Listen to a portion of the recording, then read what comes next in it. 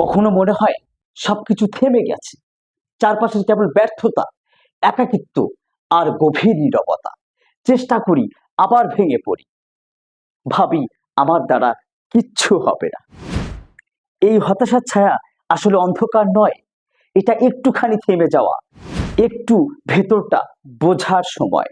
আল্লাহ কাউকে বিনা কারণে ভাঙেন না, যাকে ভাঙেন তাকে গড়ার পরিকল্পনা রাখেন। হতাশা আসে যখন আমরা মানুষকে বিশ্বাস করি বেশি আর আল্লাহকে ভুলে যাই। আসলে যা গেছে তা আমাদের জন্য ছিল না, আর যা আসবে তা ইনশাআল্লাহ আরো ভালো। তোমার কান্না, তোমার রাতের দোয়া কোনোটাই বৃথা যাচ্ছে না। তুমি ধৈর্য ধরো, তোমার জন্য আছে নতুন সকাল, নতুন সুখ।